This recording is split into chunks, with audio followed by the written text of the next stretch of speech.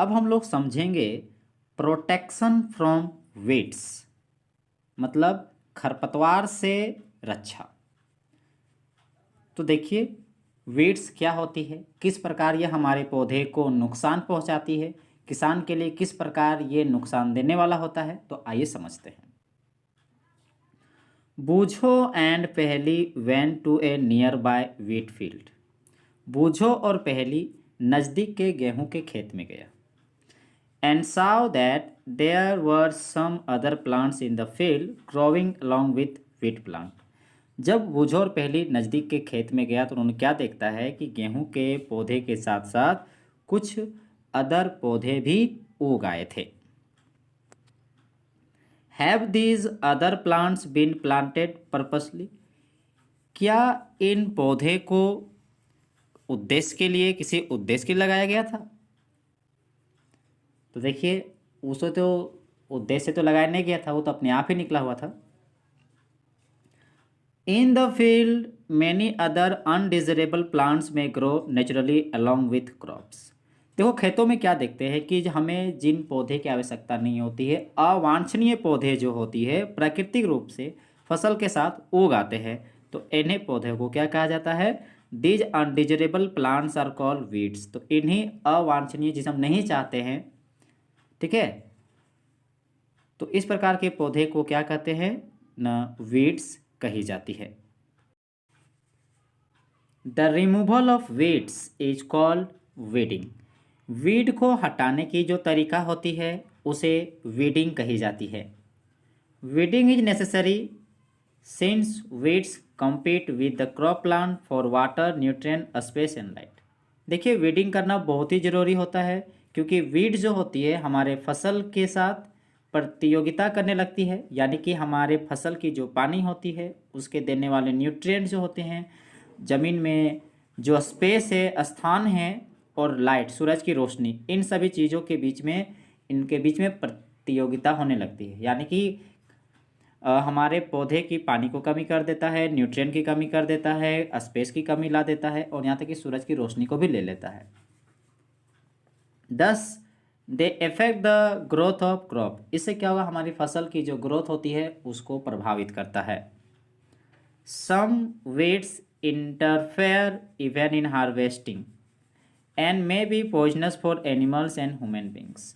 कुछ कुछ ऐसे भी वीड्स होती है जो हमारे फसल जो कटाई होती है उसके साथ वो मिक्स हो जाते हैं, जो कि एनिमल के लिए और मनुष्यों के लिए ये क्या होते हैं? न जानलेवा होती है, पॉइजनस होती है, जहर भरा होता है। Farmers adopt many ways to remove weeds and control their growth. किसान जो होते हैं कई ऐसे तरीकाओं को अपनाते हैं जिससे कि वीड को हटा सके, उनके ग्रोथ को कंट्रोल कर सके। Tilling before sowing of crop help in uprooting and killing the weeds. देखिए फसल को बोने से पहले जो जुताई होती है, इससे क्या होती है कि वीड्स जो होती है अपरूटिंग माने जड़ से उखड़ आते हैं और वीड्स मर जाते हैं। यानी कि टिलिंग करने से एक तरीका है जिससे क्या कर सकते हैं? वीडिंग को हम हटा सकते हैं, उसे मार सकते हैं। Which may then dry up and get mix with the soil. देखो जब टिलिंग करते हैं तो वो निकल आते हैं, सूख जाते हैं और वो हमारे मिट्टी के साथ मिक्स हो जाते हैं। The best time for removal of weeds is before they produce flowers and seeds. लिखा है the best time for the removal of weeds is before they produce flowers and seeds. Weed को हटाने का सबसे अच्छा समय वो होता है जिस समय उसमें फूल नहीं आते हैं, सीड नहीं आते हैं, मतलब सीड फूल आने से पहले ही उसे हटा देना अच्छा होता है। The manual removal includes physical removal of weeds by uprooting और cutting them close to the ground. The manual removal, अगर हम हाथों से जो हटाते हैं, हम मेहनत करके जो मैनुअल रिमूवल करते हैं, हाथ से उखाड़ के जो फेंकते हैं, इसमें शामिल है फिजिकल रिमूवल ऑफ वीड्स, जिसे क्या कहते हैं? Physical removal of weeds. इसमें क्या होता है कि पौधे को अपरूटिंग करते हैं, मतलब जड़ से उखाड़ते हैं, या क्या करते हैं? Cutting them close to the ground, जमीन के सामने, मतलब जमीन से सटा के उसको काटते हैं। फ्रॉम टाइम टू टाइम, समय समय पर। This is done with the help of खुरपी, और इसे हम लोग एक विशेष उपकरण खुरपी की सहायता से करते हैं। A seed drill is also use to uproot weeds. देखिए सीड ड्रिल का प्रयोग भी किया जाता है वीड्स को जड़ सहित उसे उखाड़ने में। Weeds are also control by using certain chemicals called weedicide. देखिए वीड को कंट्रोल करने के लिए विशेष प्रकार के केमिकल्स भी यूज होती है जिन्हें वीडिसाइड्स कहते हैं, यानी कि खरपतवार नाशी, खरपतवार मारने वाला। उसके कुछ एग्जांपल्स हैं लाइक 2,4-D, ये कुछ वीडिसाइड्स के एग्जांपल हैं। ये दवा है जिसे केमिकल्स जिसका प्रयोग कहाँ पर होता है ना, खरपतवार को मारने के लिए, वीड्स को मारने के लिए। These are spray in the field, इसे खेतों पे स्प्रे की जाती है जिससे क्या होता है कि टू किल द वीड्स, और ये वीड को मार देता है।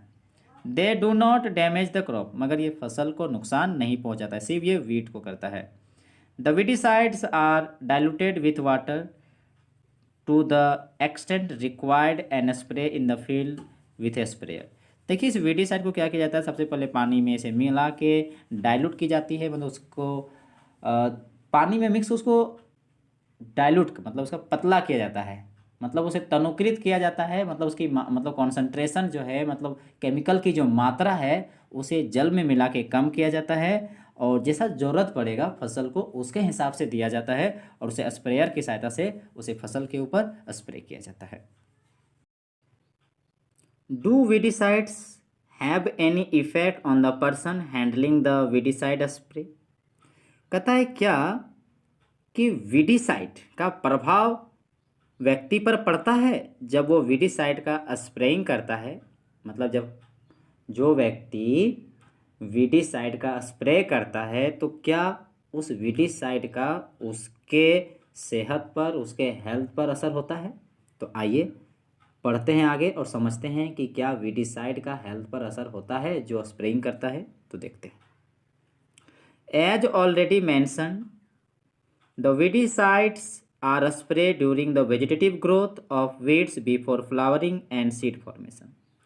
जैसा कि पहले ही बताया जा चुका है कि वीडिसाइड का स्प्रे उस समय करना चाहिए जिस समय वीड का वेजिटेटिव ग्रोथ हो रहा हो, यानी कि उसमें फ्लावर या सीड का जो फॉर्मेशन होगा उससे पहले ही, मतलब वीड्स में फ्लावर आए, उसमें सीड हो, उससे पहले ही वीडिसाइड का स्प्रे करना चाहिए। Spraying of weedicides may affect the health of farmers. देखिए वीडिसाइड के स्प्रे करने से किसान के हेल्थ पर प्रभाव पड़ता है। So they should use these chemicals very carefully, इसीलिए किसान को क्या करना चाहिए, इन केमिकल को बहुत ही सावधानी से प्रयोग करना चाहिए। They should cover their nose and mouth with the piece of cloth during spraying of these chemicals.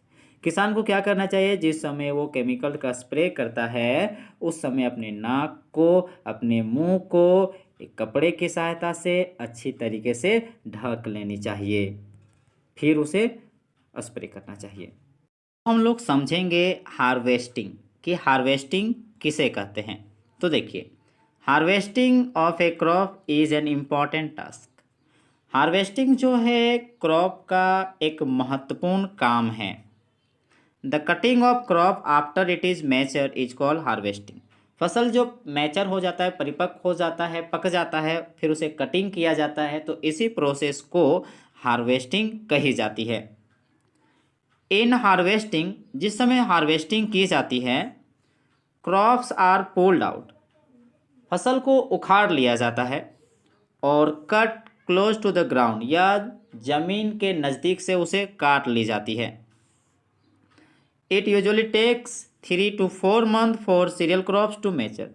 अनाज वाले फसल को मैच्योर होने में प्रायः 3 से 4 महीने का समय लग जाता है। Harvesting in our country is either done manually by sickle or by a machine call harvester. हमारे देश में हार्वेस्टिंग के लिए प्रायः मैनुअली तरीके से किया जाता है, यानी कि हाथ से काटा जाता है। हाथ से काटने के लिए सिक्कल का प्रयोग किया जाता है, देख सकते हैं यहाँ पर, या मशीन की सहायता से भी की जाती है जिनका नाम है हार्वेस्टर।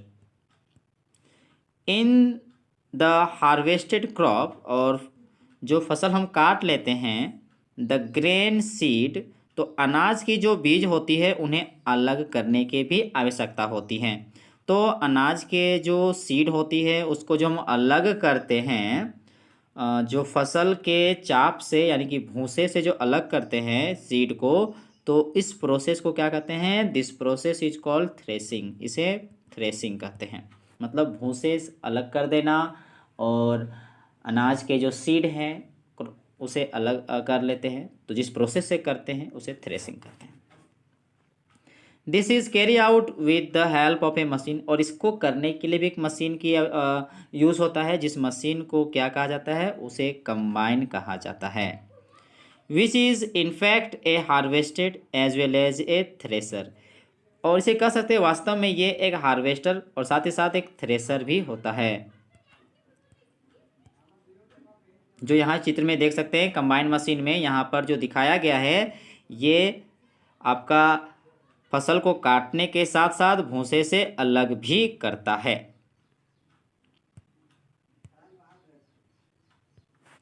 आफ्टर हार्वेस्टेड, फसल की कटिंग होने के बाद, sometimes stubs are left in the field, जो कटे हुए फसल होते हैं उसको खेतों पर ही रख दिया जाता है।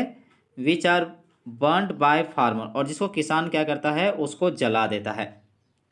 पहली इज वॉरिड, अब पहली इसके बारे में सोचती है, चिंतित में है। सी न्यू दैट, वो जानती है कि इट काउज पोल्यूशन, ऐसा करने से अगर उसको जो फसल तो काट लिया और जो कटे हुए चीज़ जो वहाँ खेत में रह जाता है उसको जलाता है, जिससे क्या होता है कि पोल्यूशन तो होता है ना।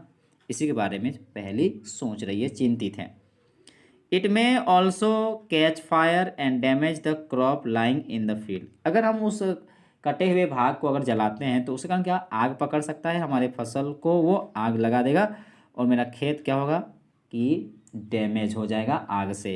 इसलिए ये सही तरीका नहीं है जो फसल को काट लेने के बाद जो शेष बचा हुआ जाता है जो खेतों में उसको जलाएं, ये उचित तरीका नहीं है।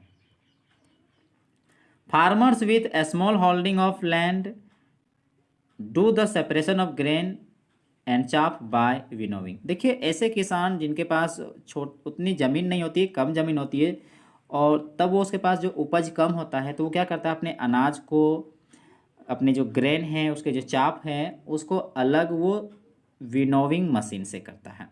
ये एक छोटी मशीन होती है जो ऐसे किसान जिनके पास अधिक ज़मीन नहीं होती है, पैदावार जिसका कम होता है, तो वो थ्रेसर मशीन उसके लिए मतलब करने का मतलब उस उचित नहीं होता उसके लिए, तो वो क्या करता है ना, विनोविंग मशीन की सहायता से वो अपना अनाज को, चाप को अलग करता है।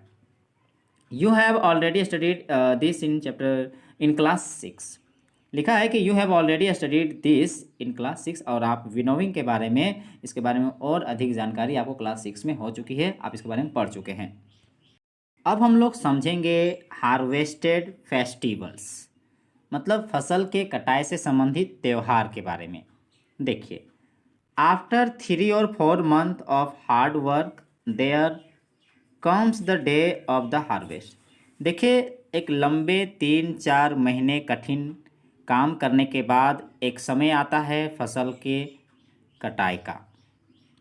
The site of golden fields of standing crop, देखिए खेतों पे जो सुनहरे सोने के रंग की जो दृश्य देखने को मिलती है, पके हुए फसल की जो खेतों पे जो खड़ी है, लेडन विथ ग्रेन्स, और जिसमें अनाज लदी हुई है, fill the heart of the farmer with joy, जिसमें किसान के दिल को खुशी से भर देता है, एंड सेंस ऑफ वेलबींग, और अच्छे का अनुभव कराता है। The efforts of the past season have borne fruit and it is time of relax and enjoy a little, देखिए वो पिछले सीजन में वो बहुत प्रयास किया किसान, और यही उसका प्रयास ही उनके फल को जन्म दिया, उसके मेहनत का नतीजा देखने को मिला फसल में, और अब समय जो होता है उनका आराम करने का और खुशी मनाने का समय होता है। The period of harvest is this the great enjoy and happiness in all part of India, तो अतः कह सकते हैं कि फसल काटने की जो समय होती है वो बहुत ही खुशी और आनंद का समय होता है हमारे भारत के सभी हिस्सों में, मतलब हमारे भारत के सभी हिस्सों में फसल के कटिंग के समय खुशी का समय होता है, खुशी का माहौल होता है, आनंद का माहौल होता है। Man and women celebrate it with great इंथुसिज्म।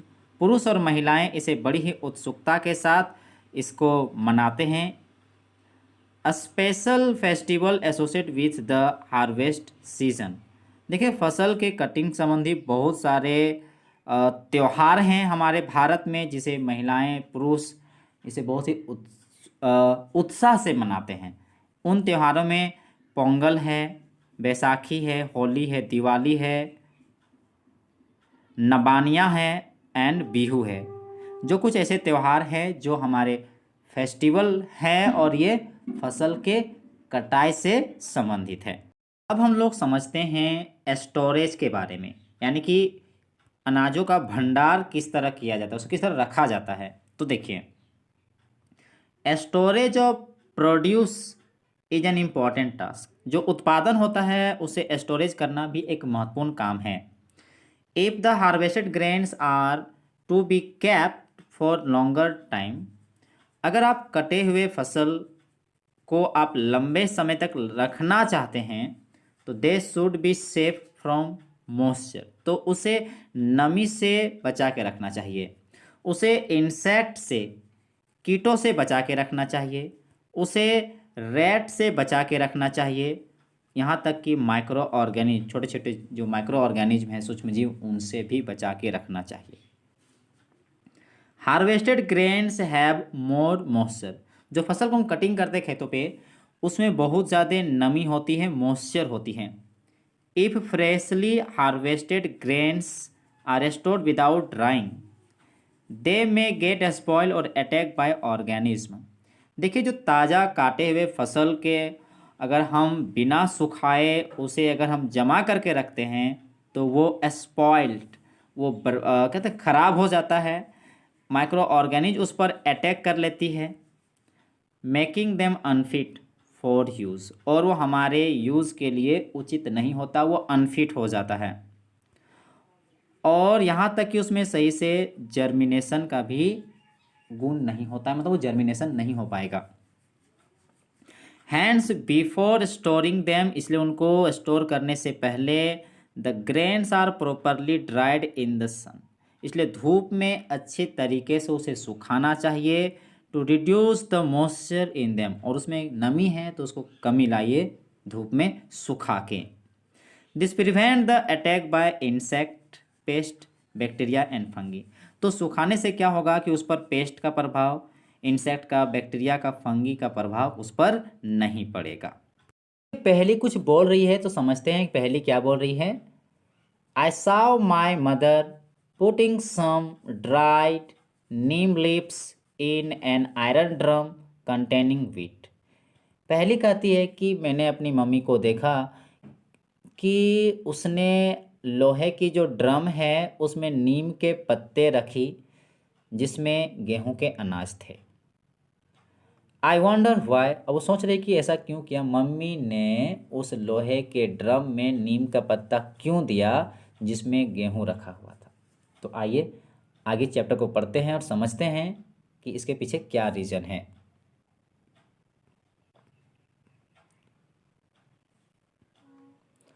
Farmers store grains in jute bags और मेटेलिक बीन्स। देखिए, किसान जो होते हैं अनाज को या तो जूट के थैलों में रखते हैं या मेटेलिक बीन्स में रखते हैं, धातु के बर्तन में रखते हैं। However large scale storage of grain is done in silos and granaries. जबकि अगर बहुत ज़्यादा अनाज हैं तो उन्हें सिलोस में या ग्रैनरीज में रखी जाती है। To protect them from pest like rats and insect, जिससे कि उनको पेस्ट से रक्षा हो सके अनाज को और इंसेक्ट से भी रक्षा हो सके, इसलिए उसको सिलोस में या ग्रेनरीज में रखी जाती है। देखिए यहाँ पर ये ऊपर में देखिए चित्र में दिखाया गया है सिलोस, जहाँ पर अनाज को रखा जाता है।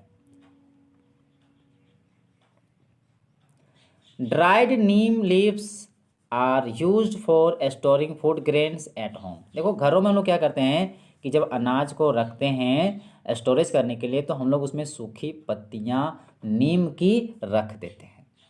ऐसा क्यों करते हैं? तो देखिए, for storing large quantity of grains in big godowns a special chemical treatment are required to protect them from pest and micro organism. देखिए, नीम की पत्ती इसलिए दी जाती है ताकि माइक्रो ऑर्गेनिज का प्रभाव ना पड़ सके, मतलब इसमें माइक्रो ऑर्गेनिज को रोकता है।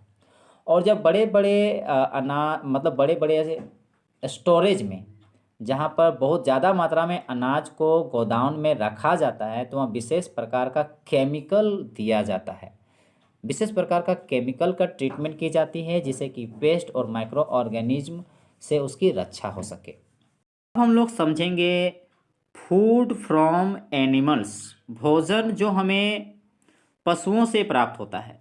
तो देखिए, एक्टिविटी 1.3 में कुछ दिया हुआ है, समझते हैं। Make the flowing table in your notebook and complete it. कहता है यहाँ जो टेबल दिया गया है इन्हें नोटबुक में बनाने बोला है और इसको पूरा करने बोला है।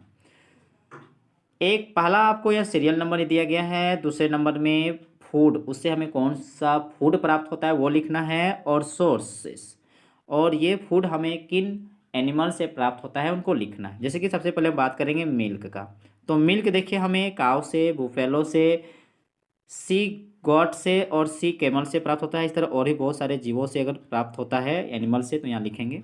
इस प्रकार हमें और भी क्या क्या फूड प्राप्त होता है उसको यहाँ लिखना है, ठीक है।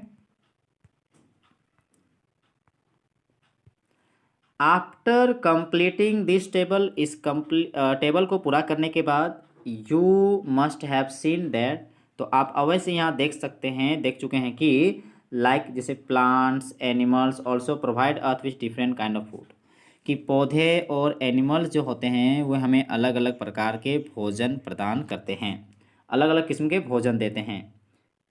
Many people living in the coastal area, बहुत सारे लोग ऐसे होते हैं जो तटीय क्षेत्र में रहते हैं, कोस्टल इलाके में रहते हैं, तो वो अपने भोजन में वो फिश को यूज़ करते हैं as a major part of their diet, जो उसके भोजन का एक बहुत बड़ा हिस्सा होता है।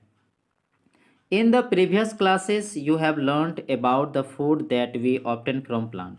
देखिए, पिछले क्लासेस में हमने पौधे से प्राप्त होने वाले भोजन के बारे में पढ़ा। We have just seen that the process of crop production involving a number of steps like selection of seeds, sowing, etc. We have just, जैसा कि अभी हम लोगों ने क्या देखा, the process of crop production, फसल उत्पादन के संबंध में हमने कई ऐसे स्टेप्स को देखें जो यूज़ हो रहा था, जैसे कि सिलेक्शन ऑफ सीड, सीड का चुनाव किस तरह करेंगे, कौन सा सीड लेंगे, किस तरह सोविंग करेंगे, इन सभी चीज़ों के बारे में अभी हम लोगों ने देखें।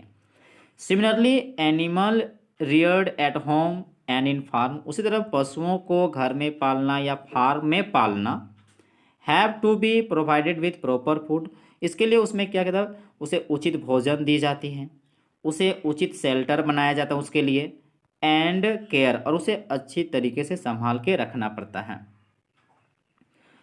When this is done on a large scale, और अगर पशु को यही वाला काम अगर बड़े स्तर में करते हैं, बड़े स्तर में इस प्रकार का काम होता है तो उन्हें कही जाती है, it is called animal husbandry. क्या कही जाती है? उसे एनिमल हस्बेंड्री कही जाती है। Fish is a good for health, देखिए फिश जो होता है वो सेहत के लिए अच्छा होता है।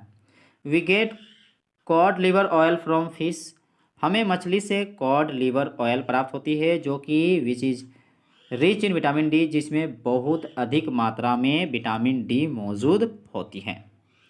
तो इस प्रकार हम लोगों ने इस चैप्टर को समाप्त किए। अब हम लोग इसके अगले सेक्शन में इसका नोट्स लिखेंगे और इसके क्वेश्चन आंसर जो एनसीईआरटी के हैं उसे कंप्लीट करेंगे।